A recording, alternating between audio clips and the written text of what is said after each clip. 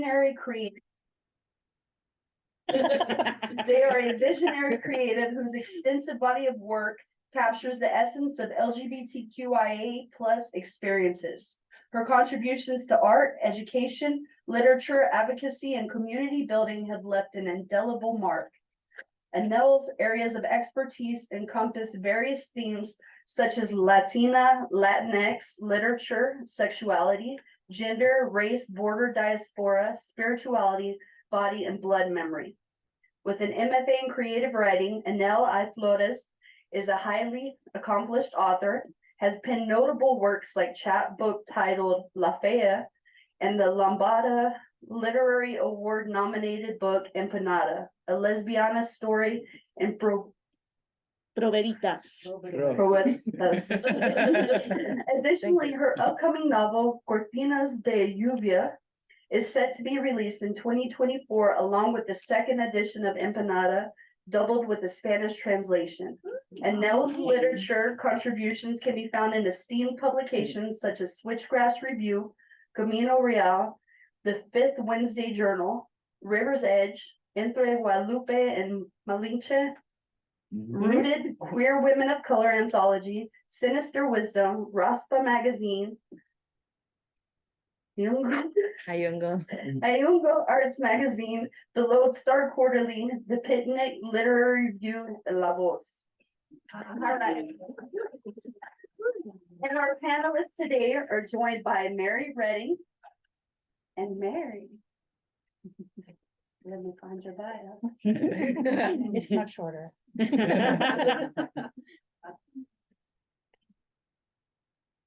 Oh no. Mary, I don't have your bio. There it is. I love them. Mary Redding teaches English and literature classes at Northwest Vista Colleges. A Pennsylvania native, Mary is currently working on her PhD in literature and criticism at Indiana University of Pennsylvania. The title of their dissertation is Transformation from Drag to Transgender Representation in Film and Television. Their prospective graduation date is December 2023. And their free 24. free time, they enjoy spending time with their cats and dogs, Brie, Feta, and Gouda. Yeah. I am going to hand it over to Mary to start the show. Okay. Welcome, everyone. I figured I would start it off with some pretty heavy stuff. It's unavoidable, but so I found some information on ACLU's website. Everything that's been going on in 2023. A lot of you probably know most of this, but I think it's good to start with some sobering facts. State lawmakers are targeting LGBTQ rights in the following areas: accurate IDs, civil rights, free speech and expression, healthcare, public accommodations, and the highest ones, schools and education. Over the United States, 491 bills have been brought into legislature, and then 77 have been passed into law. Since we're in Texas, I can't not talk about Texas. So just in Texas alone, 53 bills have been filed against the LGBTQ community, 14 regarding healthcare, 17 regarding schools and education, 8 for free speech, 3 for accurate IDs, and 4 for civil rights, and 11 for other various areas. So out of those bills, 5 of them have passed. SB 17, which is diversity, equity, inclusion of public higher education. They put that in the other. I don't know why, because it's school and education. SB 15, requiring public institutions of higher ed students who compete in intercollegiate athletics competitions to compete based on their biological sex. And SB 14, SB 1686, and SB 625 are all identical, but it relates to prohibitions on the provisions to certain children of procedures and treatments for gender transitioning, gender reassignment, or gender dysphoria, and on the use of public money to provide these procedures and treatments. And that was, of course, under healthcare. So I kind of wanted to start it on that note so we know the direction we're talking about, because we are definitely in hostile times in 2023, and hopefully it will get better. I hope that we're on the that eventually we're on the right side of history and things do change. But I just wanted to really make this a organic conversation where we could talk really with experts in the writing field here in Texas. So I think one thing I want to start with is talking about the personal versus the political. And that's unavoidable, right, in all of your works. So I'm just going to open it up. Anyone? You wanna go first? Go around. Okay, round out here. You wanna go first? Sure, sure. Okay. I think when it comes to talking about queer and trans experiences and just living as a queer and trans person, the personal is political. It just is, and there's no separating that. And I think one of the things that we do as writers is infuse that into our work to make it personal, right?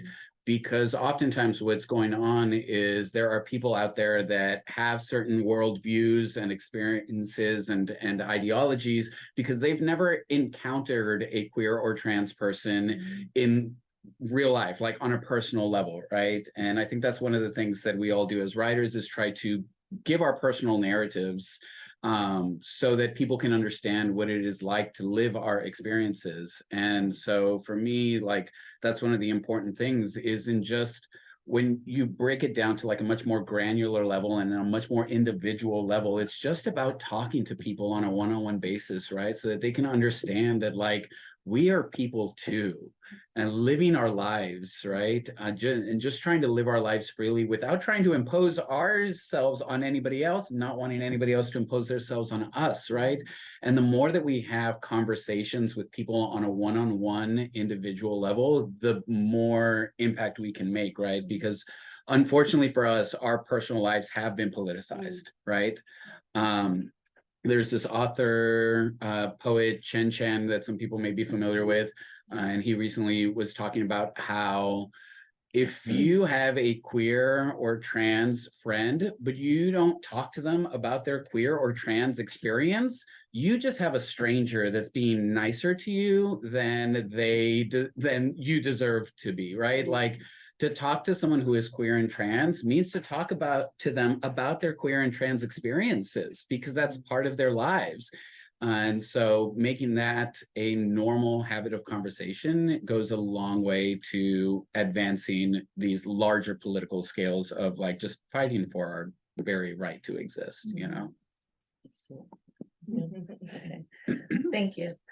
Yeah, I love that. I'm glad you brought that up because it's like, this is part of it being like bringing the political and the personal, it makes me think of Ansaldúa. I mean, I always think of Ansaldúa because, she's like up in heaven and hell and all the places in between. Yeah. And she talks about auto historia, auto history, or your own history. She talks about in the 80s, talked about the importance of BIPOC queer folks telling their personal stories, because if we tell our personal stories, it becomes a collective community. We become a family, we become stronger, we become a collective. And that term that she coined, auto history theory, is that way of is telling our cause, saying who we are and what we do. And that's what's extremely important. Something growing up with elders in the queer community has been really important to me. And I'm saying that as an answer to that question. And that's because, for example, when I was 19, I met Sharon Bridgeforth, who will be in San Antonio this summer in July, but she hasn't been here for 30 years. She was here for a minute. The Esperanza brought her. She's a queer Black elder, writes from the jazz aesthetic, does amazing performance work. I got to meet her. She opened up my heart in like 10 weeks. and then I wrote this book. Like, that's, so that's what it's about. It's like meeting these folks, meeting us where they are, meeting them where they are, connecting our elders with our young folks, reminding each other that each one of us is a collective, that each of our elders have told their story, if on paper or in a Polaroid photo. It's the writing of our collective story. And so telling our personal story is putting it out there, is painting a beautiful photo. Essex Hemphill has a poem in Ceremonies where he talks about he's describing a photograph where it's just him and all of his aunties, and they're at a picnic outside, and he's there and he's holding the kid, and he's like, why am I the gay kid, always gay man holding the baby with all the aunties in all the photos, right? And he kind of talks about his experience. When I read that poem in my 20s, I thought, oh yeah, that's the point here. It's like, why do I want to write that personal? Because Essex Hemphill, I'll never forget that image. And all of us are the queer person holding the baby with the aunties, right? And so it makes you go, oh, we're all together, you know? Hearing Chibbi for the first time, I remember thinking, yeah, we're gonna be best friends forever. You need a ride at 3 a.m., I'll be there. I don't ever see this guy, only on stage, but collectively, we share that experience. So I would do that, right? And that's the beauty of writing and telling and continuing. And no one has written our story. And if they have, what have they done? Taken it out of the classrooms, taken it out of the textbooks, not written the correct story. People are writing our stories for us. So collectively, the personal is the most important, so that we can be a family and do that and work together. Yeah, and then I think it's so powerful that you talked about growing up with like queer elders in a queer community, because I did not have that. As far as I know, I was and am the only queer person in my family, other than my great Tio Federico, you know, who passed away. I never got to meet him ages before I was born, but yeah, I did not have that. And so instead of initially finding that external community of elders, of older people, of younger people, of people my age, I had to find that community within myself. You know, I was my first community. And that for me personally was the most difficult part of this journey, finding that community, that love, that ability to tell my personal stories, the stories of other people like me within myself. And I want to start this next part by saying I was that kid who I'm the conservatives' worst nightmare. I was that kid who went like wokeified and liberalized when they went to that liberal arts college, got that sweet higher education. But the important part there was that it enabled me to, for the first time in my life, be exposed to queerness in all of its forms, and not just with people my age, with people older than me, with people whose stories, whose experiences were vastly different from mine. And I think what a lot of people miss when they talk about queer experiences, trans experiences, they paint queerness as a monolith when that is not the case, right? We are all so different. We all have our own rich internal and external lives. And I think in writing, it's very easy to fall into the pit, especially from an external perspective. It's very easy to fall into the pit of, oh, all lesbian experiences are like this, all transgender experiences are like this, and completely ignore all the intersections and the nuances within that. And so I highly echo those points that you need to have a community and you need to have a family, even if that family starts out as just being yourself. I love that. Yeah, you too. So that being said, when I talk about personal and political, I want to give each of you maybe 3-4 minutes to read a piece, because I feel like as writers, you write, you want people to hear your voice as well. Yes. So who would like to? I can go. I can go. I'll start us off. I have very tiny arms. I apologize in advance. I got served the kids meal at my own college graduation. That's how you know how that is.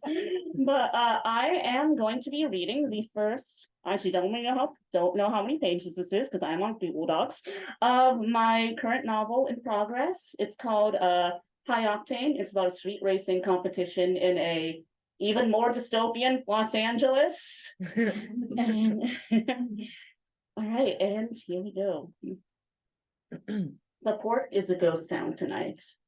Jay knew something was off from the moment they first pulled up to the barriers and found them already raised, the lone guard idle and unmoving inside the booth. He's still there as Jay approaches, his ass firmly planted behind his desk and his nose buried deep in this morning's copy of the Times. Jay pauses before the open barrier and the last strains of a twangy guitar solo crackle through Midnight's ancient speakers. As they wait for some kind of acknowledgement, the song fades into silence. The digital clock on the dashboard signals a change minute. Jay waits. Nothing. Jay lifts a hand and slowly waves. Inside the booth, the guard turns the page, scratches at a stubbly chin, and lets out an unheard yawn. Jay's hand returns to the steering wheel. Their foot eases off of Midnight's brakes. She grumbles beneath them as they roll on through without so much as a single nod. The voice over the phone hadn't told them to expect this. Maybe they should have.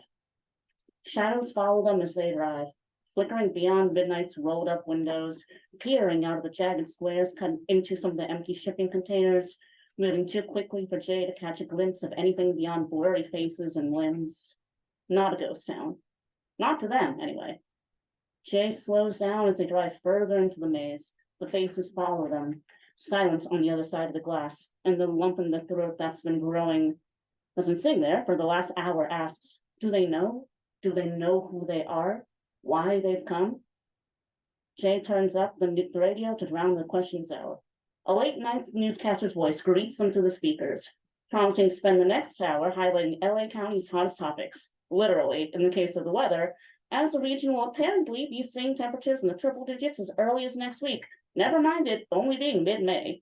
Summer's starting early this year, the newscaster says with a cheery laugh. Better get those shorts and sun hats ready. Jay rolls their eyes. It seems like it starts earlier every year, asswipe. The reports drone on. The state's economy is still feeling the effects of last winter's devastating floods up in the Seminole Valley. Small towns are still digging themselves up out of the mud. The region's crop output is more than halved. Grocery prices are predicted to keep climbing with no end in sight. Jay's stomach twists. Another lean summer, then. That's the last thing they need. The first wildfires of the season are blooming on the eastern side of the San Gabriels, continues the newscaster. Another summer tradition that's starting way earlier than expected. The wind's currently pushing the smoke east, deep into the inland empire, heralded by orange skies and air quality warnings. Those west of the range can breathe easy for now. Midnight's struggling AC blows nothing but hot air, but goosebumps still prickle along Jay's skin. Hopefully the fires will stay on that side of the mountain this time. And speaking of summer traditions, says the newscaster, the city's engines are revving up for the 10th anniversary of the classic, returning later this month. Premium passes and event packages are running out, but you can still purchase general admission tickets at. Jay changes the channel and keeps on driving.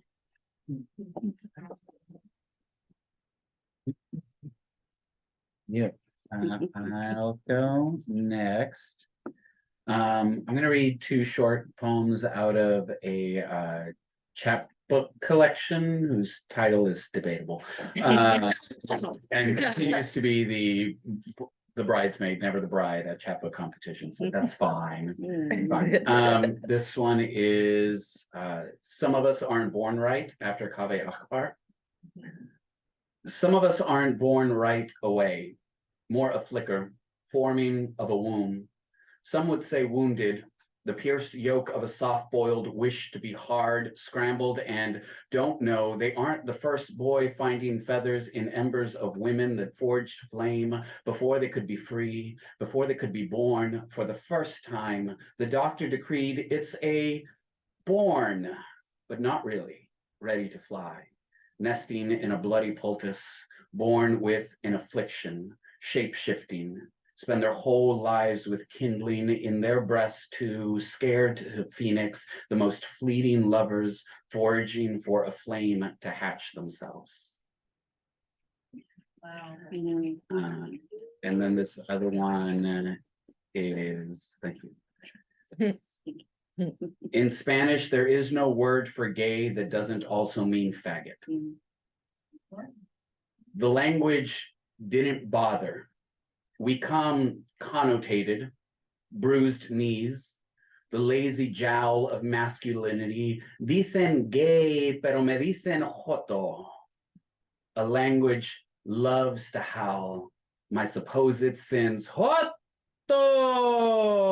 taking the 9-inch nails in faggot, making a melody, maricon, a mimicry, a man. Why do you cry, baby? You cry, baby. I cry for a mother, couldn't conceive a tongue that didn't fit the language for queer into her heart. Divino, already taken. My defiant diction didn't need a prescription. We were already whole. Holy, glowing beyond description, my love, semantic resistance, Catholic insistence, lurking like a lark, but I am not the worm, I am the word. The word is good, the word is God, my God, a fiery faggot in and with every tongue, the language lacking, repurposed English in a Spanish accent, a love language without its own word for my kind of love.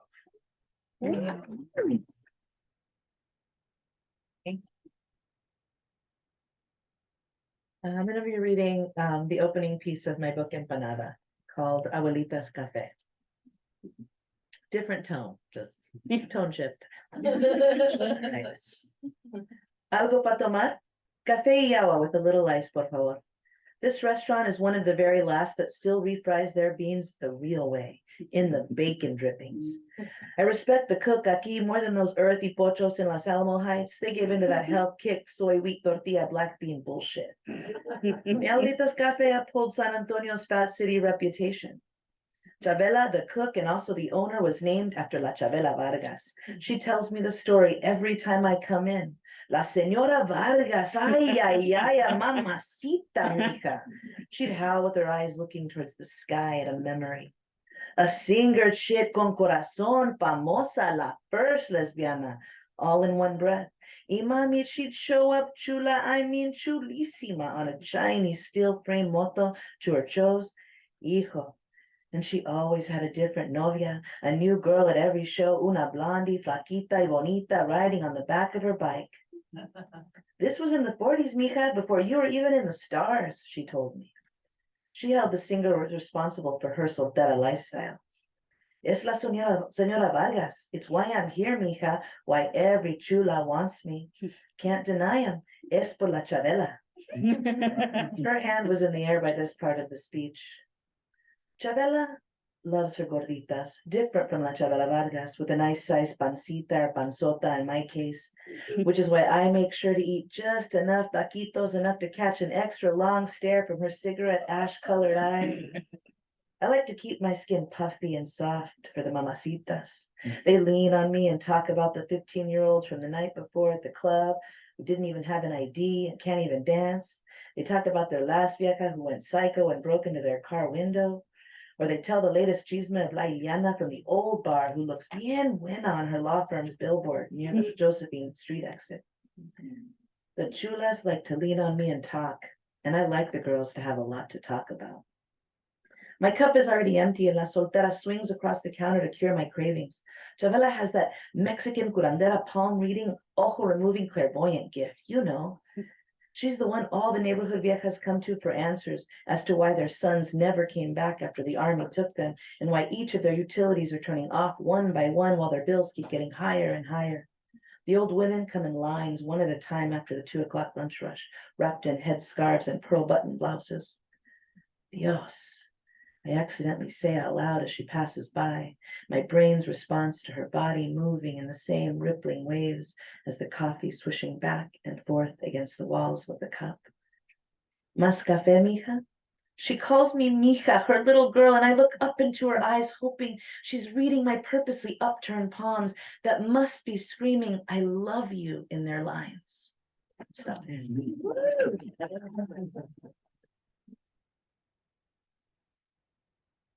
Thank you, thank you. So one thing that I've been thinking about as I'm listening to all your voices is doubling down when it comes to the last, I'd say for me, the last 8 years of doing my research and mostly queer trans representation. How do you think in the last couple of years with this hostility, has your writing changed? Are you doubling down? For me, I'm doubling down. I'm going, harder than I did before. I was already thinking about changing my conclusion to my dissertation, because I feel like it has to be more political, it has to be more biting, because if we don't, what does it mean for visibility? That's a big question, but yeah, if anyone has any. Oh, yeah, I can go. Getting my little arms. I mean, I always like to say, and I actually wrote this in my thesis dissertation, if like none of my stories end up on a banned books list, I did not write them right. I did not write them right. Yeah. And I think for me, when I've been writing, my work has become more and more noticeably queer, and I've been paying more and more attention to how they are received, more so than how they are written. For example, in the novel I read from High Octane, Jay is a openly non-binary, openly butch protagonist, and I always get the following two responses. One, are they based off of you? No, they are not, because as I said before, queer people, not a monolith. Number two, the pronouns get messed up every single time by every single non-queer person who reads them. A lot of times people will say, oh my God, I'm so sorry. Like, I didn't know the pronouns are right there on the page. You didn't know. But I think it speaks a lot to the assumptions that people come into when reading a queer story, that they will make these connections before really getting a chance to see the words on the page, or subbing in their own preconceptions, misconceptions, well-intentioned or not, before they see what's on the page. But to be honest, that just gives you more fire, that just gives me that want and that need to be more visible. And if I've learned anything from, just coming out of grad school, it's been, you have to know to find your audience. And you have to know how to defend yourself to people who are not your audience, because you will run into both. And one side is going to be much more accepting and much more receptive than the other.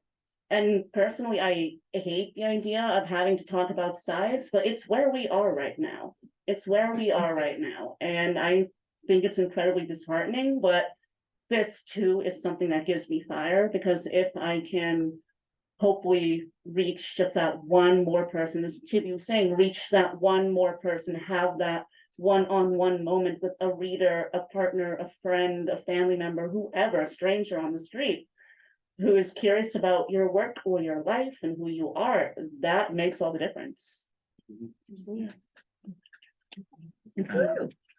I love your comment about finding your audience, right? And finding your community.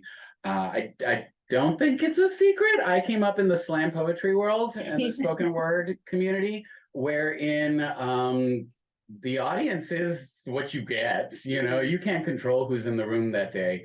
And I remember clearly one time I went up to the microphone and I just heard a voice from the audience being like, "Ugh, not another gay poem." I'm like, "Bitch, everything I write is a gay poem." Even if I'm writing about, like cafecito or my mother's cooking, it's still a gay poem. Which is so weird to me. But on the notion of like doubling down on it, yeah, there are moments where it's like we need to be, because of the lack of visibility, because of the lack of representation. I have a poem about, to use the politically correct term, fellatio, because I noticed there was a lack of men on men poetry happening at erotic open mics, right? There was a lot of men going down on women, a lot of women going down on men, a lot of women going down on women, and everyone was here for it. And I'm like, where am I in all these poems? Oh, I have to write them. Got it. Done. Yeah. And it's very apologetic, it's very unapologetic in the sense that, like, yeah, some of y'all are going to be uncomfortable. And you know what? I've been uncomfortable in your spaces my entire life. Thank you. Thank you very much. So sorry, not sorry, right? And the more we just normalize the fact that like queer and trans people exist and have a voice and deserve to be heard, the less uncomfortable it becomes, right? So yeah, double down, do more. Thank you. Yeah, absolutely. Hardcore, double hitting, hard hitting, all the things. I was gonna do some gay toy joke, but never mind. You can fill in the blanks. Yeah, I started as an activist, I was 17, I was homeless. I went to the Esperanza and they were like, come on, girl. I'm 47, that was 30 years ago. They took me in, I slept on couches, they taught me the ropes, they trained me with the best activists all over the world that came into town. And then one day I got really sick because I was doing that kind of like, oh, and also I'm in perimenopause, so I have the super gay fan in case I start sweating on it. Just in case I feel it coming. But at one day, I was also teaching high school, and after school, I would go to the Esperanza, I would fold la voz, I would write letters, I would, call people and, are you gonna volunteer? And I was going to the Capitol on Saturdays and protesting and facing Jack Finger. If you don't know who that is, he was screaming in my face all my 20s. And when I was performing, he was screaming in my face. And then one day I got really sick and I couldn't get out of bed. I literally was like, I can't move. My body was hurting. I think I was about 28 or 29. And then I just realized, that isn't my activism, that part. The Esperanza is the place. I, still give them monthly donations, all the things. That type of activism wasn't working for me because I was also an artist and a writer, and I'm an empath, and I'm a Cancer in 3 placements. So it doesn't work. And so I was discovering that it was too much stress, that kind of doubling down. And so, yes, I'm doubling down on my artwork. Yes, I'm doubling down on my writing. And yes, I'm still doubling down. I'm still going out, to play like the bike ride, San Antonio social bike ride. They're like, will you come talk and give some history of San Antonio? Sure. I didn't say you got to pay me or you got to do this. I'm going to go tell all these straight cyclists about the queer history of San Antonio. Yes, I'm going to do that on Monday because that I can do. I'm able to. I'm also going to just be careful about my body. What I'm really, really hard hitting on right now is making sure that I'm creating art and creating writing. And Chibbi and I talked about this a few weeks ago when we did Queer Voices, like spaces of joy, spaces of dreams, spaces of dreamscapes. And I'm getting closer to home. So I'm from Brownsville. I'm from the border. And I do write about the border here. I write about San Antonio. My novel will be about both as well. And so will my memoir. But I'm even going deeper into my homeland because I want to go down and I want to look at what are the Toltecs, what were the Olmecs, what were the Aztecs, what were they doing, what were they saying, what was happening, why doesn't everybody know that queer people are the most sacred people on the damn earth?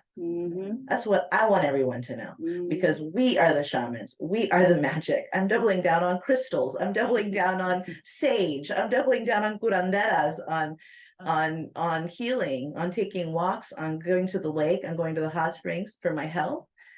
And encouraging folks to do the same thing because we want to keep doing this. And I've watched my elders get very sick and pass away, and I'm not happy about that. And I don't want to go anywhere. So I'm doubling down on balance, and just continuing to learn and read new voices. I brought a bunch of books here because I was like, the other answer, if I don't have good answers, is let me show you all these great books that you should read. Something I'm going to ship to that. Okay, cool. Thank you. So just as you said that, you have your props. I thought a good thing would be I always love asking writers, what are you reading? What have you read? What are your influences, etc. For me, I just remember one of the first queer writers I read was James Baldwin, and reading Giovanni's Room and being depressed for weeks, and just sitting in it, and just like, and as I got into my research and finding queer filmmakers like John Waters and etc., and then finding Hedwig and the Angry Inch and all these amazing, wonderful queer things, and going, oh wait, gender isn't just this and gender isn't just that. So for me, I love asking other writers, what got you going? What got you started? And where are you now and with your influences? Okay. I feel like we're going in order here. That's fine. Pass around. Okay, I'm actually really glad you asked that because the other day I literally sat my partner down in my apartment and I like yanked out all my books. I was like, I'm going to tell you about these books and we're gonna go one by one and we're gonna look at them all. But with regards to what I love to read, Rivers Solomon is one of my favorite authors. They are fantastic. They are queer, Black, neurodivergent genre writer. They write a lot of fiction, a lot of sci-fi, a lot of horror, which are all genres that I work in. And all of their work kind of reimagines the queer Black experience within these frames of sci-fi and fantasy. They have one novel that's about basically reimagining slavery, but on like colony ships in space. Another novel that is about sort of reimagining the history of it's very difficult to get into, very complicated to explain, but reimagining the history of a race of mer people that emerge as the descendants of slave women thrown off ships. And the Whoa. way it's all amazing. addressed is just so fantastic. And so, of course, heart-wrenching. It's not, you know, you don't read their work for happy, fun times, but there's Yeah. so much power behind those words. Mhm. And speaking of power behind words, So Much Blues, Leslie Feinberg, my personal Bible, absolutely cracked my little non-binary egg. You know, I read that book for class, and I immediately went, I hope this doesn't awaken anything in me. It absolutely awakened something in me. Yeah. Those are the two authors I'd say that have impacted my life the most as of right now. Zoraida Cordova, another fantastic writer, I believe from Ecuador. I've been really wanting to get more into Argentinian writers since that's where I'm from, and I haven't really read a lot of Argentinian writing, which is sad because I know that we are a country that has a very rich literary tradition. It's just very difficult to find for some reason. But I'll keep y'all posted if anything comes up. I feel like we'll have an email list going. Yeah. That's like trade book rights. There will be a Google Drive. Okay, we'll soon. try. Yes. I love that you brought up Hedwig. I was so distracted by your tattoo because I too have a Hedwig in the earrings tattoo. Because we just did a production of it down in Laredo back in January, where I got to play Hedwig, which was one of those mind-blowing moments of like, nobody on this border town of Laredo, Texas is going to come to see a production of Hedwig and the Angry Inch, and the story transcended, right? People were able to look past this idea of a transgender woman and just accept the woman on stage and the journey that she goes on. And we had sold out shows. And so it was like a magical moment to see like, oh, okay, y'all understand great writing is great writing, regardless of what's happening, right? On the subject of like what got me into it, it was slam poetry. And I'm so sorry to Alexandra and Mandy Lynn. I am not a PG-13 person. It was me. I hosted an event in college for queer people of color, and they had a slam poet come and perform, and I had no idea what that was. And I introduced the poet. His name was Christopher Lee. And he goes on stage to do his poem, and the first line of his poem was, "My pussy is contagious, and you can't contain this angry beast with two hands." And I was like, that's poetry. I want it. Right? And that is where I learned, you know, my background's in theater. That's where I learned like, oh, I can write my own script, which was an incredible realization. Like we all have the power to write our own scripts and to perform our own work and to put our voices out there. In terms of what is currently inspiring me right now, I feel like such a basic bitch for saying this, but Ocean Vuong's On Earth We're Briefly Ocean Vuong, Gorgeous. yes. Basic. I mean, Awesome. It's magical. ripped me in two. It took me a year to read that book because I had to stop every couple of pages and just cry. So if you haven't read his novel, so good, so good. In terms of poetry, Benjamin Garcia, Thrown in the Throat, is one of the best things that I've read in the last couple of years, that I just found at half price books because the cover looked great. And Dinesh Smith wrote a blurb on it, and the first line in the blurb was, "This book is a slut." I'm like, great, I want it. Yeah. So good. Kemi Alabi, Against Heaven. If you have, like, that's my number one recommendation to everyone right now. It is a Black, queer, trans writer talking about queer and trans Black love in such an incredible way. It won the Academy of American Poets First Book Award. Kemi Alabi, Against Heaven. Can't endorse that enough. And then I mentioned Chen Chen earlier. Chen Chen is probably one of the most notorious queer poets of the time right now. He is everywhere. He just released his second book, Your Emergency Contact Has Experienced an Emergency. I mean, talk about titles. His first book was called One Day I Want to Be, a List of Future Possibilities, something like that. I'm messing that up. But those three authors right now are ones that like I keep revisiting these collections because every time I go back, there's something new that I learned. There's something more empowering that I feel coming out of it. And I'm like, okay, yes, we are here and our voices do matter. And there's so many different ways to express those voices. So those would be the three that I would recommend. So glad. Awesome. So I know you mentioned some of the things that got us started and some of the things we're reading today. When I started, realized I was a writer, I was about 17, and people said, "Oh, go to the bookstore, look for the shelf, and find the book where the books that are about you." And then you find them, and then you go, "Oh, who published that? Who's the author?" La, la, la. And then that's how you get published, right? And then I was like, "Wait, there are no books at this bookstore." This is like pre-internet, pre all the Googles and all that digital stuff. So I never could find them. And then I did find Santa Cisneros.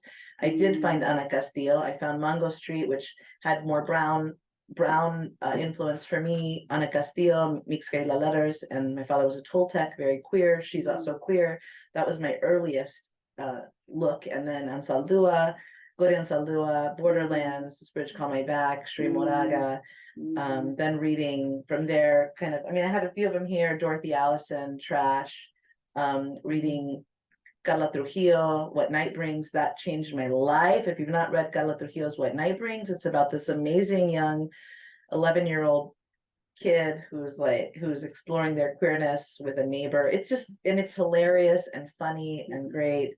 There's so many great books. Right now I'm obsessed with Melissa Febos. If you have not read Melissa Febos, I'm just obsessed. I can't even tell you enough. Girlhood, Abandoned Me. I'm obsessed with her. I'm also obsessed with this because I'm reading so much serious shit. Let me show you what's making me laugh right now. I don't know what it's called.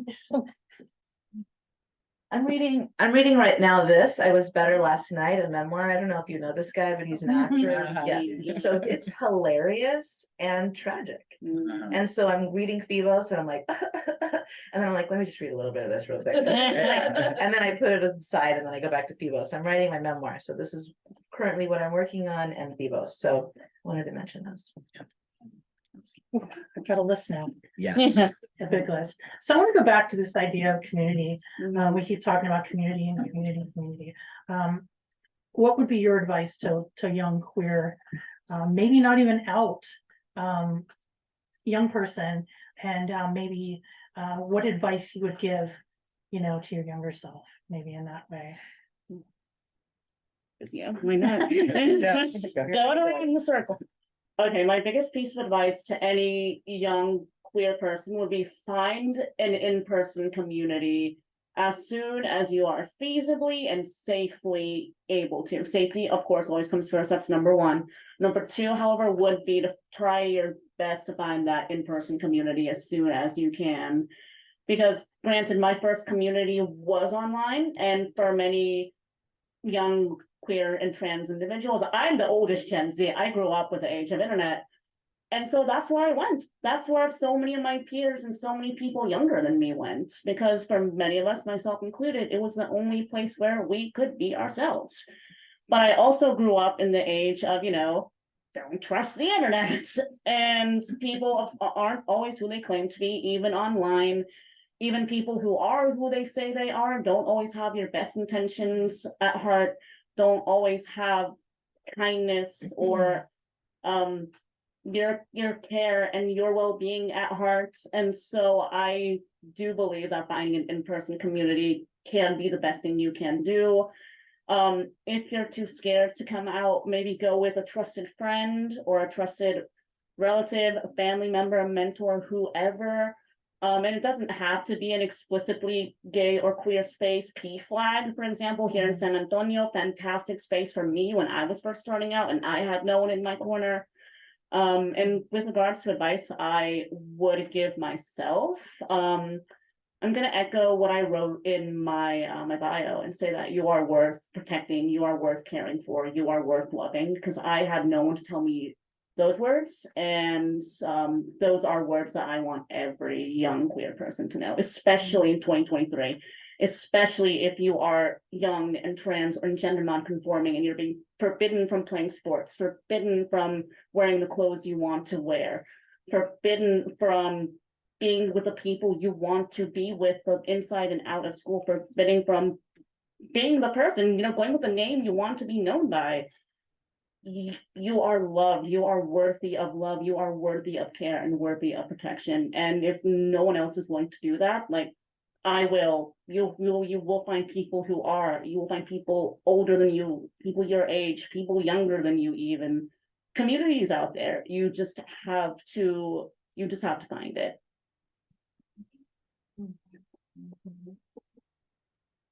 Hey, Mary, with the RuPaul's Final Four question. Right. What would you say to little Chibbi? In terms of, for young queer and trans people coming up, I think similarly to what you were saying, Kate, it is about finding community. I think we are fortunate enough to where we live in a time where community is very accessible via the digital era, as an what I'm calling a Spice Girls millennial. I refuse to accept the term elder millennial. As a Spice Girls millennial, came up in the rise of the internet age. And so the internet was the first place that we went to find other folks like ourselves. I remember the D list with, oh my God, I'm dating myself. But online chat rooms and things like that. But now we've gone so much further than that. I work for a nonprofit that represents and supports the LGBTQ community in the tech industry. And one of the big things that we do is create community, right? We have a Slack channel of more than 30,000 people. We create virtual spaces in which community can come together. And usually when we have these virtual events on Zoom or Kumo Space or whatever other platform is out there right now, the people that are attending these are the people that live in Texarkana, the people that live in Wyoming, the people that don't live in spaces like San Antonio, like Austin, like New York, like LA, where they can easily find community in person, right? So find those spaces where you're able to connect with other like-minded folks. And if you are in a position of power, create those spaces for those people, right? Yes. It is so easy for us to create spaces for ourselves and people like ourselves, but it means so much more when people that aren't necessarily in said communities start to create spaces for other communities, right? In collaboration with those that are, right? Because so that we get it all right. In terms of like what I would say to my younger self, don't do drugs. Maybe not.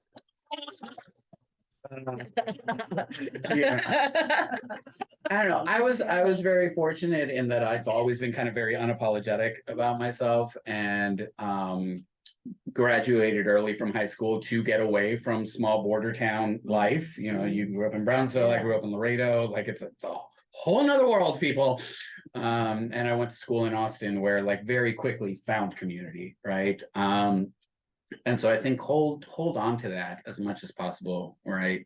When you find your people, treasure that, because when you find yourself alone, that's when it gets really dark and really hard.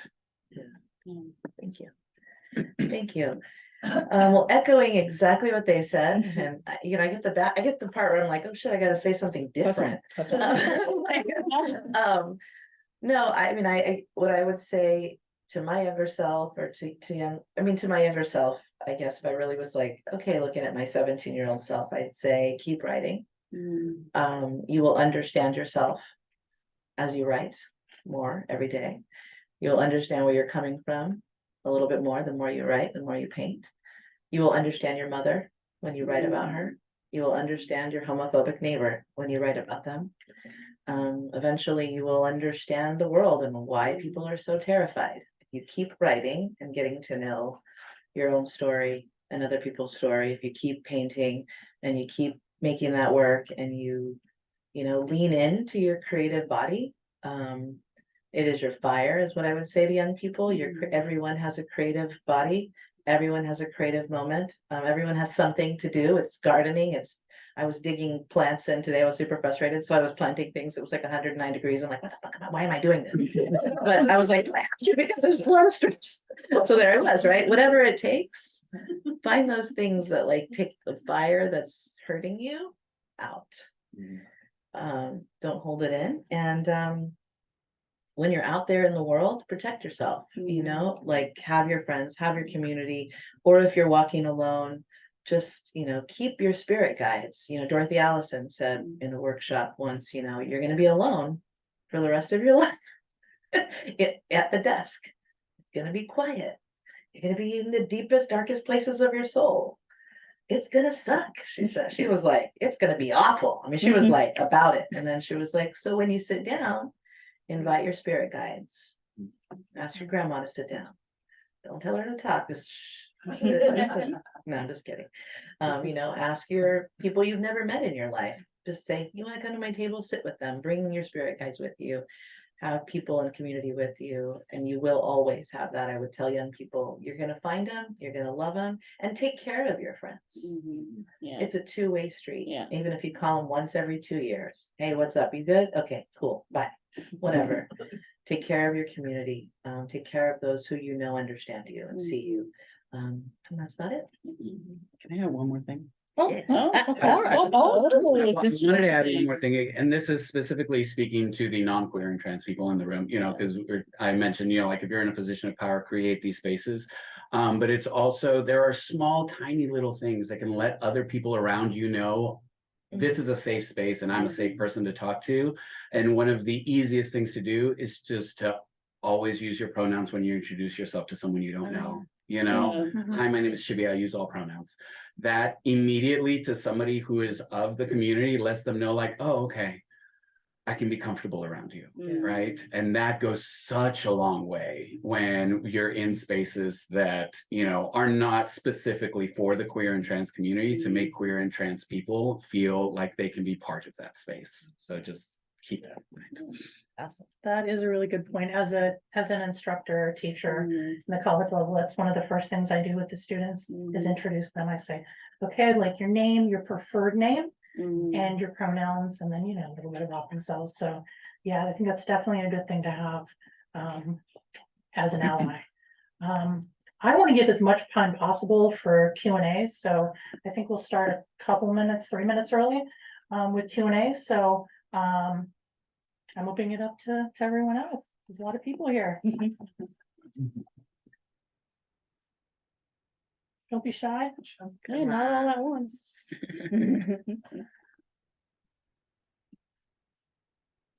Who's a writer? Yeah. Raise your hand if you're a writer. How many writers There are we in the room? Okay. Oh, that's cool. Yeah, you're right. Yeah. Just, you know, getting people to say something. I'm not a writer. You are. But I do have a question. It's like, Chibbi, you mentioned something about, you know, kind of the political context that we're in these days. And I just wondered how much you feel influenced by the need to make a living. You know, how much that impacts what you say or don't say in your writing to, you know, sort of build your base. I mean, I've been told since the beginning of time, why do you have to put lesbian in your bio? Why do you, I mean, and I'm telling that from like, you know, the 90s, like when I was my mom, my friends, my tias, my uncles, my aunts, my professors, my teachers, my friends.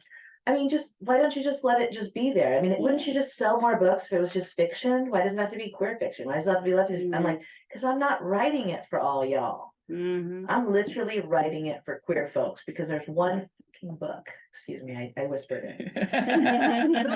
Sure. Okay. Because at that time there was one effing book on the effing shelf, and it wasn't even in the bio. I had to be like reading through the lines. I think I heard this person might be queer, and then I would end up finding out that they were queer but never writing queer content because of that reason. And that, you know, is what drives us to suicide. You know, I'm all alone in Texarkana. I'm all alone in Brownsville. You know, so for me, it's not worth it. It's more work. I have the capacity. I don't necessarily can say and speak for everybody, but I want to have the capacity to always be out in every single thing I do for the other folks, you know, that aren't, you know, I mean, I have mentors who I will not even mention, but they're elders in the community who won't publish their queer work. They're still my friends, they're still my mentors, I still love them, and they're queer, but they are in their 70s and 80s. And you know, I'm like, well, you know, I was pissed back in one of my 20s, but now I'm like, I get it. So, you know, if I can do it for them even, then I will. Similar to you, my father once said, because my bio always starts, Chibbi is a Mexican-born, Texas-raised queer poet, blah, blah, blah, blah, blah. And he's like, why's it gotta be a queer poet? Because I am, like, I don't know what to tell you, friend. It just is what it is. But I think to your point too, like, it makes it that much easier for other people who are searching to find what they need, right? If we just put ourselves forward with the identities that we represent and that we write about. In terms of making a living, does any poet make a living poeting? I don't know. No, sure. I've been fortunate enough to where, so I worked for MAC Cosmetics for 10 years, which is a very queer space, and then got laid off in 2019, yada, yada. And then pivoted to poeting full time. And then the pandemic happened. And during the pandemic, I came to a very hard realization of like, I can no longer dedicate the gifts that I have to somebody's bottom line. Like making money for somebody else is no longer within my spirit. I just can't do it. And that was very crucial to me in terms of finding a W-2 job, you know, to make a living. That's what I call it, because it's not my day job. I do it day and night. I do it all the time, but it's my W-2 job. Every 2 weeks, there's a paycheck, versus poeting where it's like, and so I was very intentional in terms of like where it is that I'm going to find my next, you know, W-2 job. And I work for a nonprofit for the LGBTQ community, you know, so like being queer is one of those things that like it's just part of who we are. It's in our DNA. And like I am very fortunate to where my job is to help create community spaces for other queer people to find their next job, right?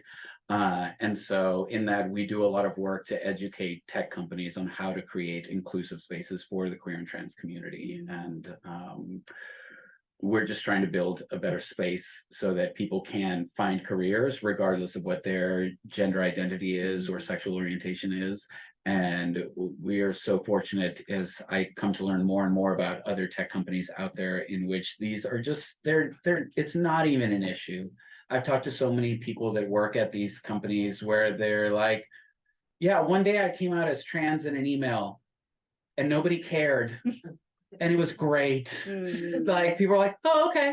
And moved on with their lives, right? So the more and more we normalize things, the more it becomes a non-issue, right? To where like we can just be queer and still make a living, have a job, do whatever it is that we do, but it requires voices speaking up and speaking out. And you know, to the point of like the personal is political, like we have to normalize it, and we do that through our writing and through, you know, building these communities and through organizations like Gemini Inc. putting on events like this. So yeah, thank you to Gemini Inc. Yes, thank you, Gemini.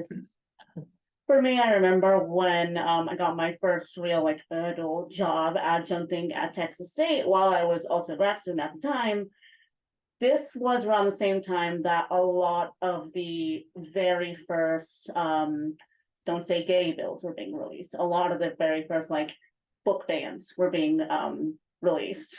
And I remember that the night before I was slated to begin teaching, I could not fall asleep. I was terrified. I naturally, you know, I have anxiety, and my mind at that night was just going into overdrive with, oh my God, like, what if I, you know, send pronouns and like a kid calls me out? What if like I get an email from a kid or a parent being like, this material is making them uncomfortable, or like a parent like, you're grooming or indoctrinating my child? Like, I was terrified. I was terrified that just by existing as my full self as an educator and as someone who is still very much interested in educating, I would face severe pushback for that.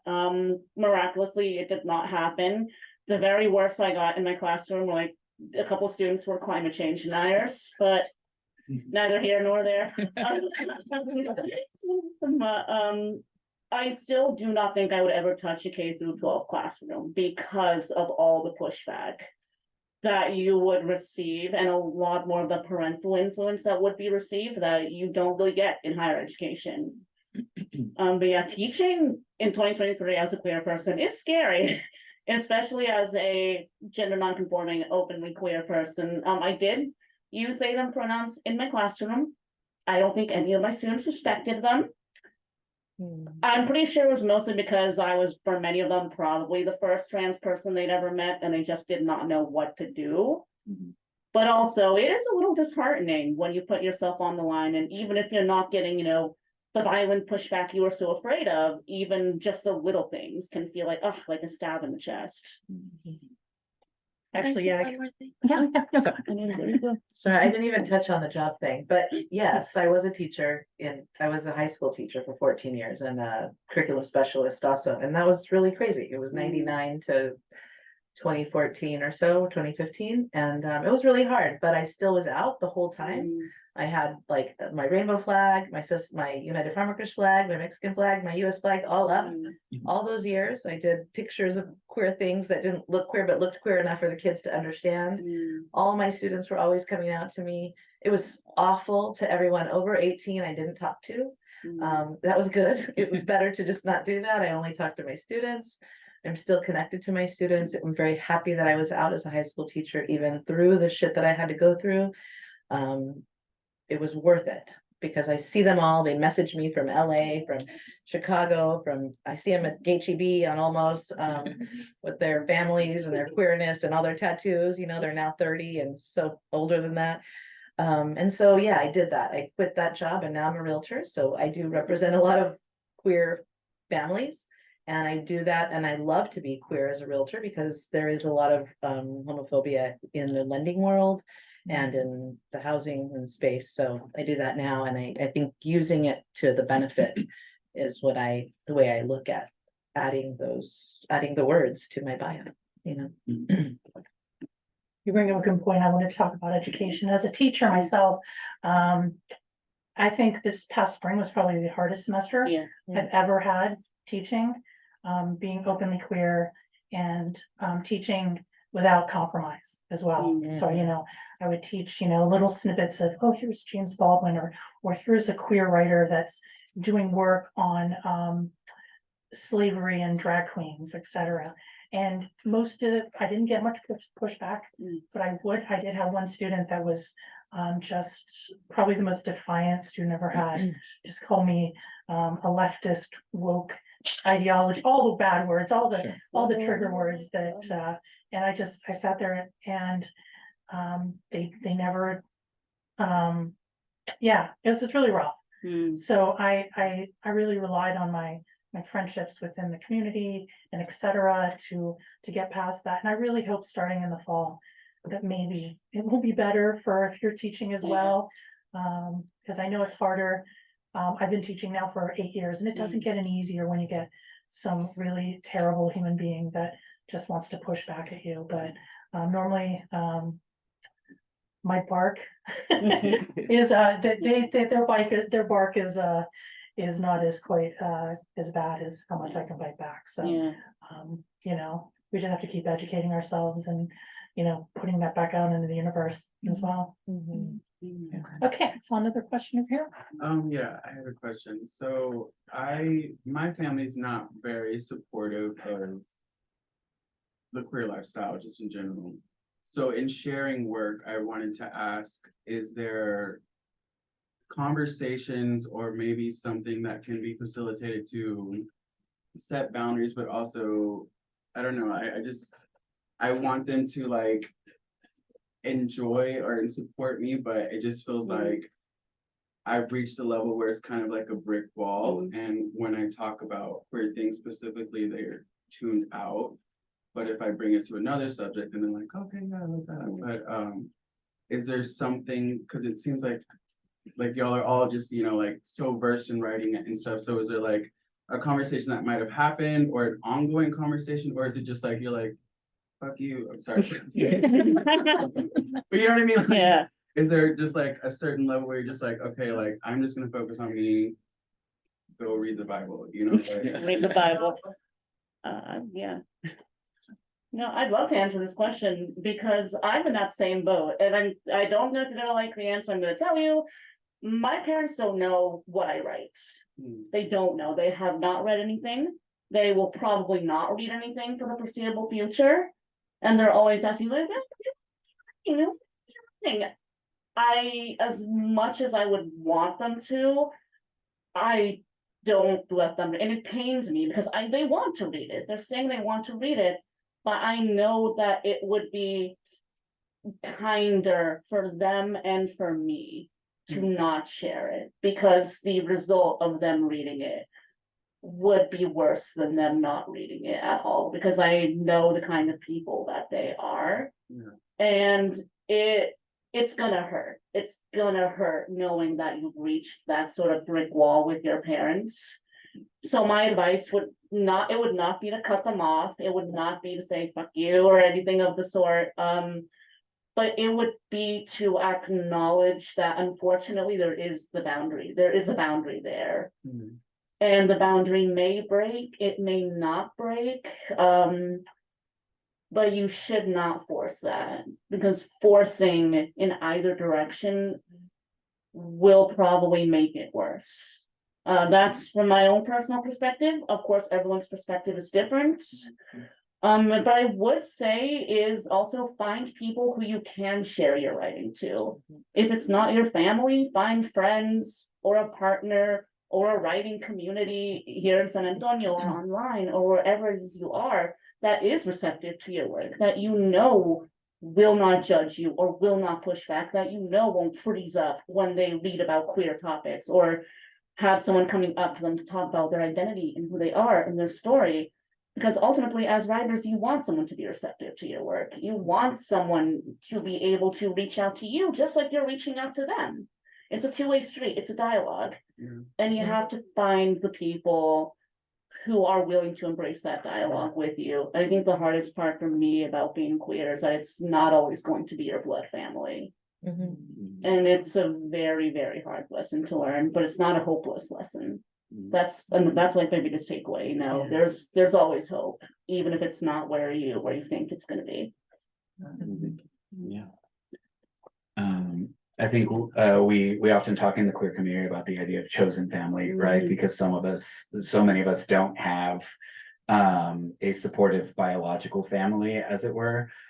In my early years, because again, I've always been very unapologetic about myself. So in my early years, I was me, period. And like I said, graduated early from high school because I wanted to get as far away from my family, as far away from this culture as possible, because I did not feel accepted, right?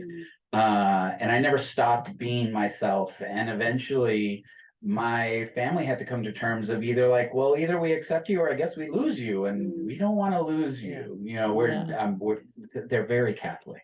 Church is always in the background, and very Mexican. So I was lucky enough in which that Mexican ideology of family comes first, prevailed above anything else. And it was like, well, we don't want to lose our son, so I guess we need to find a way to accept this, right?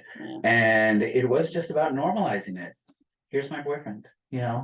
Yes, he's coming to dinner, and there is also a choose what you do and do not share, right? My fellatio poem is called Oral Fixation, or Mom Don't Read This Poem, which is fine. Mom don't need to know about what's happening in the bedroom, right? But Mom needs to be comfortable with my husband, and she is. They came to my wedding and all of that jazz. And so it just takes it's incremental, small little normalizations of it, and starting small, little things like holding hands together that eventually start to bring that down, because people start to realize you're just my child, right? And who you love and what you write about is who you are. And long as you aren't murdering people, we're gonna love you, you know, like, it seems like a really low bar to set. But yeah, it is that thing, and like to find your community until then, and find, like Kit said, you know, find people that you can share your work with. Because again, your voice is valid and should be shared. And eventually they'll come around because they'll see like, oh, you're kind of brilliant, you know, and we want to be part of that journey. So yeah. The same. We'll start with you next time. When I wrote the play to this book, which was before the book, I toured it around the country for about 10 years, but when it was here in San Antonio the first time in 2002, I made my mother go. I forced her. I don't regret it. She sat in the second row in the very middle, and I was on stage reading awful things about her. And I watched her cry as I spoke for an hour and a half. And I've been doing that the whole time in a way. I give her warnings, both of them, all my parents, all my family. Little by little, it's been 30 years so that I've been out. 3 months ago, I had another argument with my mother because she doesn't want to recognize my daughter's soon-to-be wedding with a trans man. And I had to be like, you know what? I'm done. Like, I'm really done this time. I mean, I had to get angry. And then I had to wait 3 days, and then I had to call and apologize. And I said, I'm sorry, I was angry. But I know you know why I'm angry. You're talking about my child. You're talking about my child, my soon-to-be son-in-law, my family, and you're supposed to be part of it. So we, you know, I have very critical conversations with all of my family all the time. When I wrote M.F.A, my mom called and said, your uncle wants to know why you had to talk about him bad in the book. I'm like, well, how did he even know it was him? Oh, yeah, okay. Eventually your work's all out there and everyone's going to be in love with you, and then your mom's going to be like, oh, my friend told me at the prayer group that she heard that you were in the paper. And that's really cute stuff. When that happens, it's real cute. It does happen. It just takes time. It sucks. I mean, it sucks when you love your family more than anything in the universe and they don't want to be around. And I don't want them to be around. So I put them in very hard situations. That's not for everybody. That's the way I did it.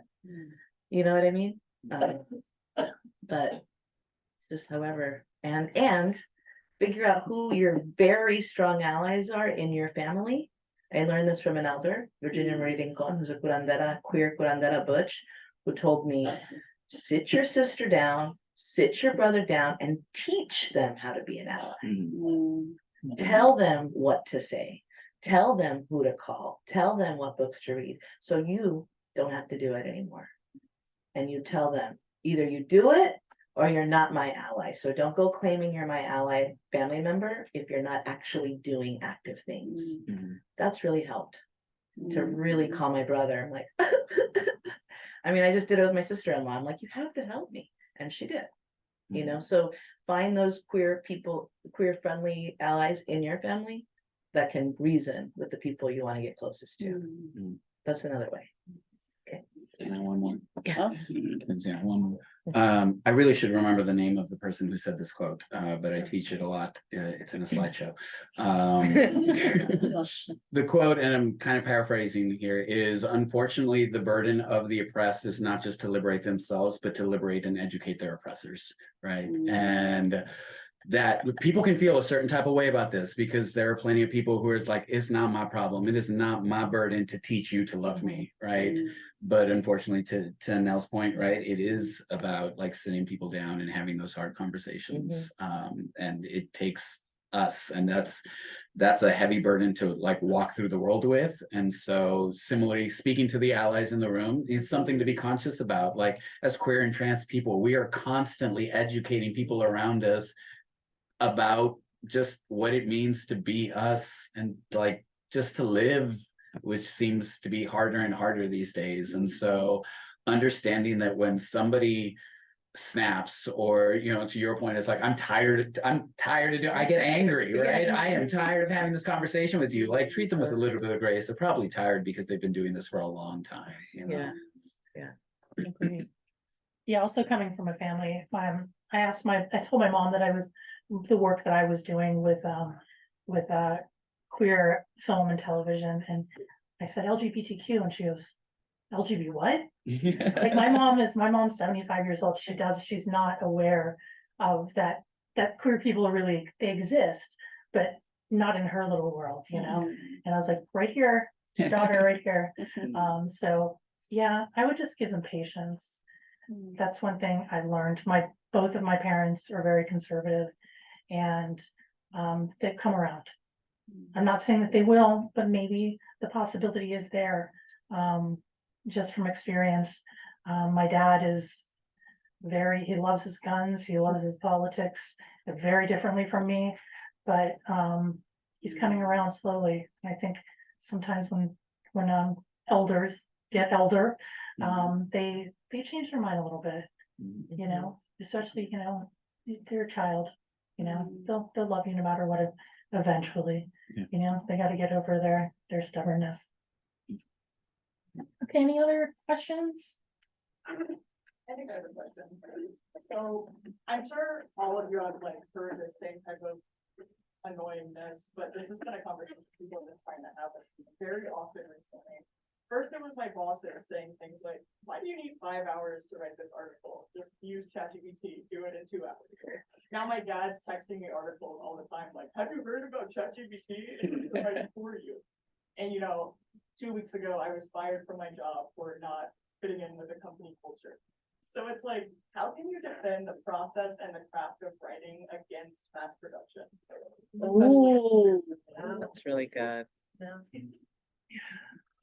I would just start by saying ChatGPT is incredibly racist, incredibly classist, incredibly homophobic, and that's because it's just gathering data from like it's gathering data from the internet. And so if you're thinking of like class, if you think of class, well, how many people have the privilege to have the internet and have the time to write all this crap? Well, it's people that are homophobic, racist, those with all that money, they have that kind of privilege to do that work. They have the privilege to hire people to write more of that and just shoot it into the internet. So ChatGPT is that.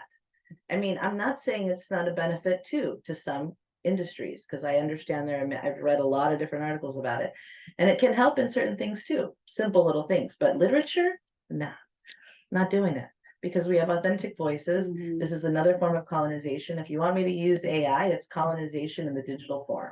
You're making me use somebody else's language to write my story, and I'm not going to do it. Sorry, I went first that time because I was like, oh, You have What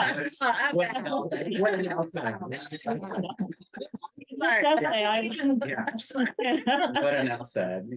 I don't really have much. I dabble with ChatGPT for tiny little things. Like I need to make a blurb for something. Okay, great, Yes. fantastic. Let me steal this like 2 sentences that actually, you know, make sense. That I don't really have much else to add to that. It unfortunately, to those people out there, like, it lacks the human experience, right? And I think that is one of the things that, like, as poets, you know, and writers, is that we are charged with giving a representation of the human experience. And like, I even tried to, I was like, all right, ChatGPT, write a poem for me. And then I was like, oh, this is, you know, maybe Drake used ChatGPT. Shot tired. Yeah, it's bad. I want to add that I read a lot of genre fiction, and I read a lot of YA, which are both becoming incredibly mass produced, and it sucks because all these genres have historically been some of, I would argue, the most submersive genres of literature, because you can explore topics, situations, characters that literary fiction, for lack of a better term, avoids, intentionally or unintentionally. especially considering the history of literary fiction and all that. But with regards to ChatGPT, I personally always believe that human creativity and the need for originality, our need for something new is going to beat out over mass production. It's going to beat out over the idea of sameness and of profit. Maybe I'm being idealistic, we live in a society, and el problema es el capitalismo in all forms. But I do believe that at the core, we as a human species, we crave creativity, we crave innovation, we crave newness and storytelling. Not to get all poetic, but since the beginning of time, what we've been doing is telling stories. First orally, then writing them down and passing them on. So I think that as long as we stay true to our creativity, to our voices as people and as writers, and as long as we don't completely ignore the value of creativity, the value of innovation and ingenuity in education, because this is how it starts, right? Kids these days, they're not being taught to be creative. They're not being taught to be innovative. They're being taught to do the SAT and get into a good college and get a good job. And that's it. Like, there's no room for the creative arts anymore in any way, shape, or form, because it's not profitable, according to, the capitalism. But I think that it's more important now than ever to preserve that creative instinct. It's more important now than ever to preserve that creative drive. It's more important to, as marginalized individuals, as queer individuals, as individuals of color, it's more important now more than ever to amplify and shout with our voices, because that ultimately is our greatest weapon, our most powerful tool. And if that's taken away from us, we have nothing. Any other questions? And I was just gonna say, to that company that said you didn't fit their culture, you didn't want to be part of that culture to begin with, That's so, right. yeah. I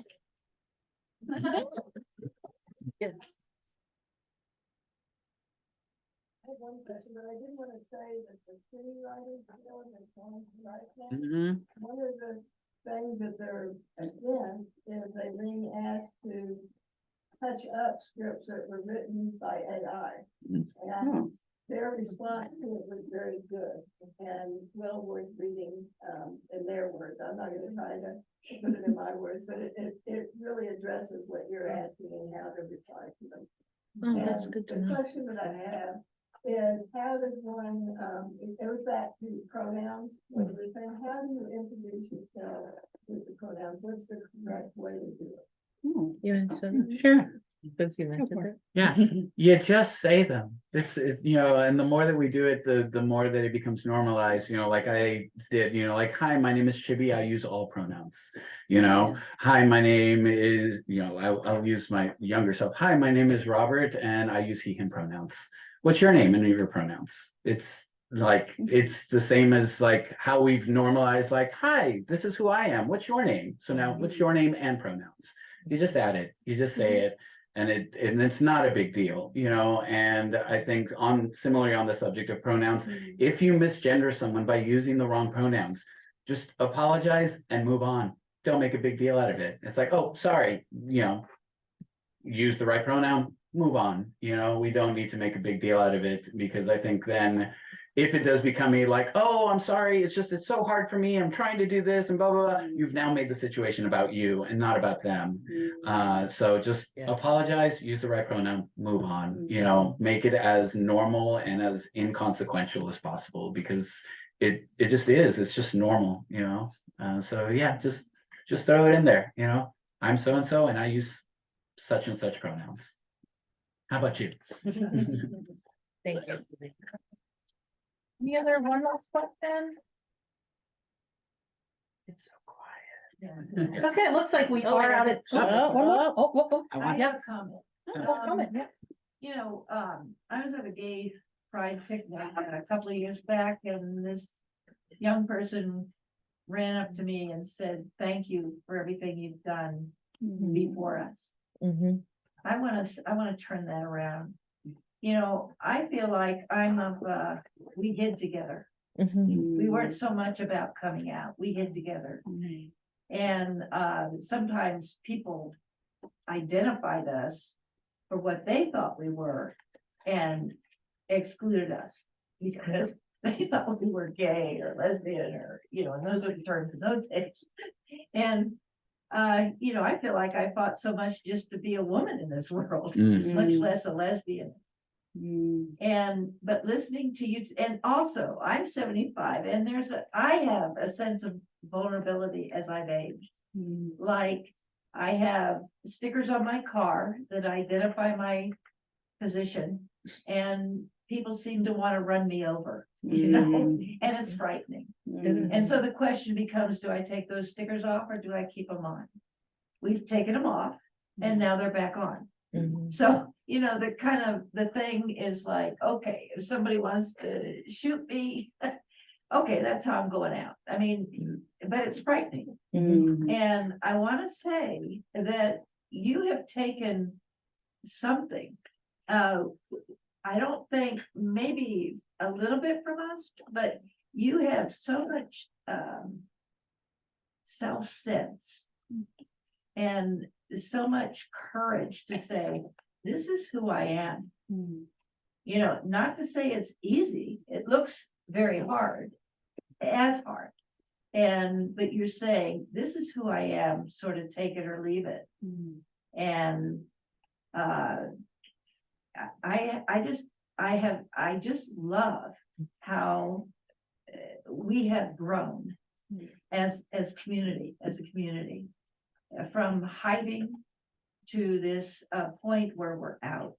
We have more to go, and we certainly have to educate.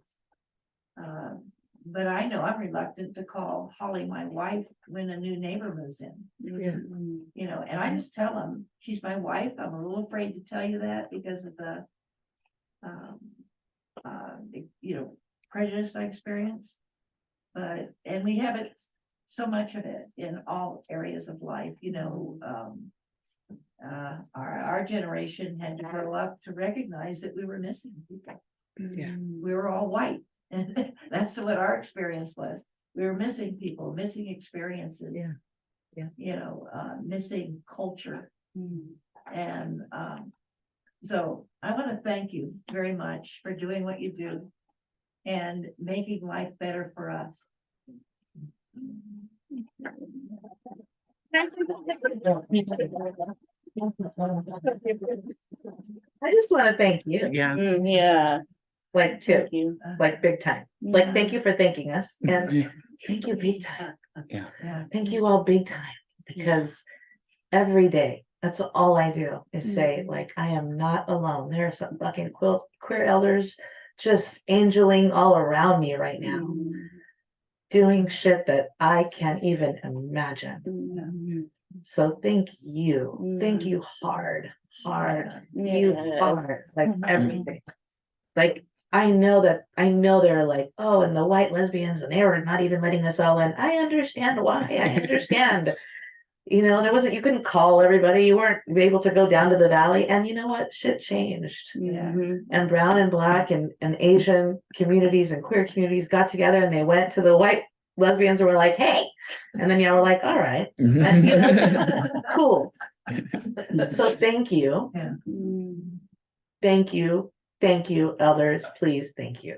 I appreciate you. I will do this every day till I can breathe because of my elders. They have carried me all the way through. So thank you. Thank you. I just had to say that. Well, on that note, we can't talk anymore. So I just want to thank everyone for coming out and listening to us all chit chat for over an hour. But yes, what a wonderful night. And I am just blessed to be in a room with every single one of you. So let's keep it at that.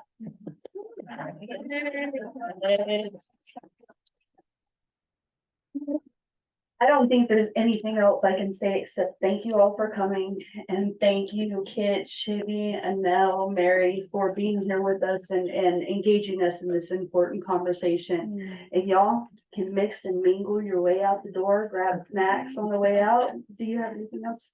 No, I think, I wanna go home and write right now, that's all I want to do. No, but yeah, we have more than enough food, Gemini staff tends to be like this at the end of the night, so just, please enjoy the, food we have, mingle, talk to some of our speakers and panelists a little bit more, and, we're just delighted you're here, thank you so much.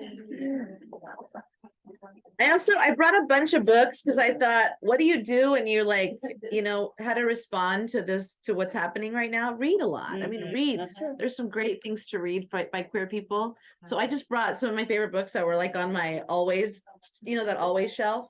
These are them. And so I brought those and I'm selling my book, M.F.A. If you want it, you can Venmo or Cash App or Cash Me, whatever. But I have those too. Just want to look at those books, they're fun. Thank you, Gemma. Thank you. Similarly, if you want a copy of my book, I got that out there. Yeah. I also have a copy of Contra.